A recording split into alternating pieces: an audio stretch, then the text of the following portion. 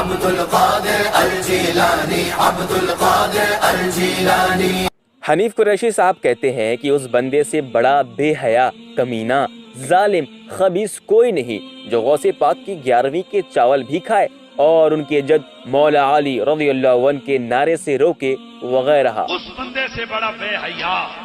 کمینہ، ظالم، خبیث کوئی نہیں جو 11ویں کے چاول غوث پاک کے کھائے اور ان کی جد کے نعرے سے روکے۔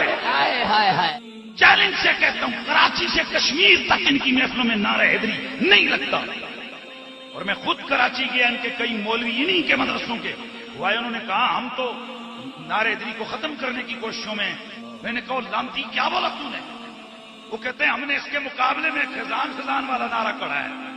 مولوی صاحب، یہ آپ کی بہت بڑی غلط فہمی ہے اور گھٹیا سوچ ہے کہ کوئی بندہ حضور غوث پاک رضی اللہ عنہ کو مانتے ہوئے 11ویں کا لنگر بھی کھاتا ہو اور مولا علی رضی اللہ عنہ سے بغض رکھتے ہوئے نعرہ حیدری کو بھی بند کروانا چاہتا ہو۔ جناب والا، 11ویں کے چاول کھانے والوں اور غوث پاک کو ماننے والوں میں آپ کو صحابہ کرام خصوصاً سیدنا امیر معاویہ رضی اللہ عنہ کے بے ادب و گستاخ تو بہت مل جائیں گے، مگر اہل بیت کا بے ادب و گستاخ انشاءاللہ نہیں ملے گا۔ باقی آپ کا مکروہ اشارہ و الزام جس طرف ہے اسے تقریباً دیکھنے اور سننے والے سبھی لوگ بخوبی واضح سمجھ سکتے ہیں کہ آپ اپنے خود ساختہ تناظر میں ان لوگوں کو مخاطب کر رہے ہیں۔ دعوت اسلامی کو ہم نے بہت قریب سے دیکھا اور سنا ہے، ان سے وابستہ لوگوں کی نجی محافل بھی اٹینڈ کی ہے اور بڑے بڑے اجتماعات میں شرکت کی سعادت بھی حاصل رہی۔ ہم نے تو آج تک کسی بندے سے نہ تو ایسے ویسے الفاظ سنے اور نہ ہی اس طرح کی کسی ناپاک مقصد کو کبھی محسوس کیا کہ وہ معاذ اللہ نعرہ حیدری یا ذکر اہل بیت کو بند کروانا چاہتے ہوں۔ دعوت اسلامی کا جہاں تک مجھے علم ہے، بلکہ اکثر سنیوں کو معلوم ہوگا کہ وہ اپنی محافل میں بہت کم نعرے لگاتے ہیں۔ یہ علی علی مولا علی، علی علی علی علی علی علی علی علی علی علی علی علی مولا علی ہیں، مددگار ہیں۔ اللہ اکبر، اللہ اکبر، یا بس کبھی کبھار ایسا دیکھا جاتا ہوگا کہ تکبیر اور رسالت و حیدری نعرے لگاتے ہوں، تو جب نعرہ تکبیر یا نعرہ رسالت بھی نہیں لگائے جاتے یا کم لگائے جاتے ہیں تو پھر نعرہ حیدری نہ لگانے کا تو سوال ہی نہیں پیدا ہونا چاہیے کہ جب اس سے بڑے بڑے نعرے نہیں لگائے جاتے تو پھر نعرہ حیدری لگوانے پر ہی ضد و اعتراض کیوں؟ اور یہ بھی یاد رہے کہ دعوت اسلامی کا یہ طریقہ کار عرس معاویہ رضی اللہ عنہ منانے کے بعد سے نہیں بلکہ بہت پرانا چلا آ رہا ہے۔ قریشی صاحب، اب آپ ہی بتائیں کہ آپ کو اس بات کا علم کب سے ہوا کہ دعوت اسلامی والے نعرہ حیدری نہیں لگاتے؟ اگر پہلے سے علم ہے تو اب ایسی شرارت کیوں؟ اور اگر پہلے علم نہ تھا اور اب پتہ چلا تو پھر جان لیں کہ یہ بہت پرانا طریق ہے، لہٰذا اس جہالت کو دور فرما لیں۔ اگر یہ نعرہ نہ لگانا مولا علی کے بغض کی نشانی اور دلیل ہے، 1-1.5 سال پہلے تک جو آپ دعوت اسلامی اور امیر دعوت اسلامی حضرت مولانا محمد الیاس قادری صاحب کی تعریفوں کے پل باندھتے تھے، تو کیا آپ اس وقت مبغضین اہل بیت کی تعریفیں کرتے رہے؟ تب آپ کو یہ نعرے والا خیال کیوں نہ آیا؟ تب آپ نے کسی سے یہ کیوں نہ پوچھا اور نہ اس بات پہ کبھی ماتم کیا کہ دعوت اسلامی والے کراچی سے کشمیر تک اپنی محفلوں میں نعرہ حیدری نہیں لگاتے؟ تب آپ کی یہ نام نہاد محبت اہل بیت کہاں تھی؟ جناب والا، یہ بھی بتائیں کہ دعوت اسلامی کے اجتماعات میں اگر کوئی اٹھ کر تکبیر اور رسالت و حیدری نعرے لگا دے تو کیا وہ اسے روکتے ہیں یا اس سے غصہ ہوتے ہیں؟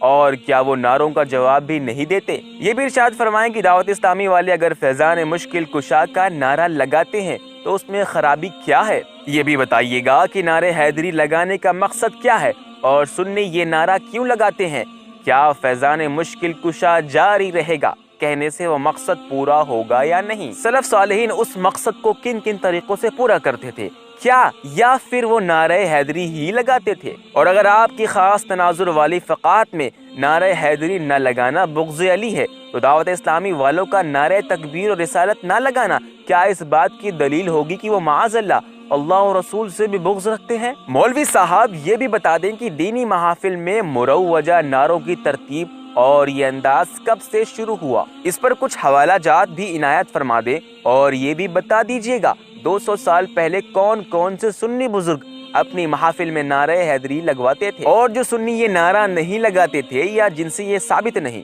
تو کیا وہ اہل بیت سے بغض رکھنے والے کہلواتے تھے؟ اور کیا آپ جیسے شرپسند مفتی ان پر بھی فتوے لگاتے تھے؟ خاص ان سوالوں کا جواب آپ کے ذمے ہے، اور خاص نعرہ حیدری کے جواز پر حوالے دکھانے کی ضرورت نہیں کہ دعوت اسلامی والے اس کے منکر نہیں ہیں، بات صرف انداز و طریقے کی ہے۔ خدا کی قسم میرے دل میں تو الحمدللہ ہر صحابی کی عظمت ہے، اور مولا مشکل کشا کی عظمت تو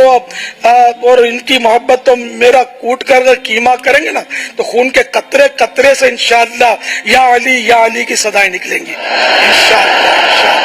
انشاءاللہ۔ مجھے تو اہل بیت سے محبت ہے، میرے پاس خدا کی قسم نیکیاں تو ہیں ہی نہیں، مجھے تو بس یوں لگتا ہے کہ امام حسین بارگاہ رسالت میں عرض کریں گے نانا جان ہمارے قصیدے گاتا تھا، ان کو جنت میں لے جائیے انشاءاللہ۔ اور آخر میں یہ بات بھی ہضم فرمانے کی کوشش کریں کہ اگر کوئی آپ کو کسی خاص تناظر میں یہ کہے کہ جس طرح 11ویں کھا کر مولا علی کے نعروں کو بند کروانے والا کمینہ، ظالم اور بے حیا ہے، تو اس طرح کا منافق، بے حیا، کمینہ، خبیث اور ظالم بھی کوئی نہیں ہوگا جو خود کو شمشیر اعلیٰ حضرت بھی کہلواتا ہو، اور انہی اعلیٰ حضرت رحمت اللہ علیہ کی ابو طالب اور سیدنا امیر معاویہ رضی اللہ عنہ کے حوالے سے تعلیمات کا باغی و منکر بھی ہو، تو آپ کیا جواب دینا پسند فرمائیں گے؟ ارے مولوی صاحب، 11ویں کھانے والے اصل قادری اور محبان غوث اعظم وہی ہیں جو 11ویں والے پیر کی عقائد اہل سنت کے حوالے سے تعلیمات کے بھی عامل ہوں، اور آپ بھی تو خود کو قادری لکھتے ہیں، تو حضور غوث پاک نے غنیت الطالبین میں روافظ کو جو ننگا کیا ہے آپ وہ کیوں نہیں بیان کرتے؟ غوث پاک نے جو مشاجرات صحابہ پر صحابہ کرام کا ادب و احترام بجا لانے کے احکام ارشاد فرمائے، اور فرمایا کہ صحابہ کرام کے درمیان جو اختلافات اور جھگڑے ہوئے ان پر گفتگو سے باز رہنا چاہیے، ان کی برائی کرنے سے رکنا اور ان کے فضائل و محاسن کا اظہار کرنا ضروری ہے، اور جو کچھ حضرت علی، حضرت عائشہ، حضرت طلحہ و زبیر و امیر معاویہ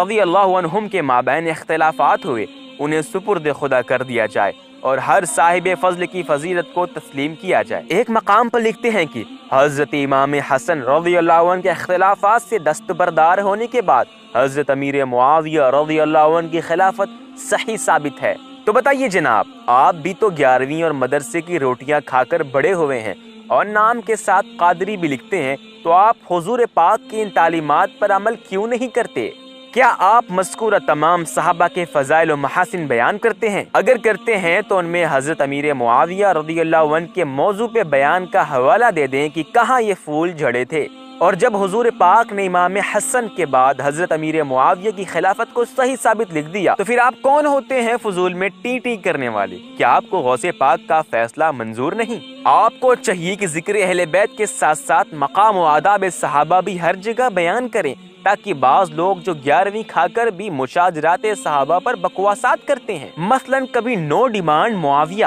تو کبھی معاویہ کا معنی بھونکنے والا کرتے ہیں، انہیں صحابہ کی شان و مقام بھی پتہ چل سکے اور وہ آئندہ کسی خاص تناظر میں بھی کسی صحابی پر زبان طعن دراز نہ کر سکیں اور ہر صحابی رسول کی عظمت و شان کو منظور رکھ سکیں۔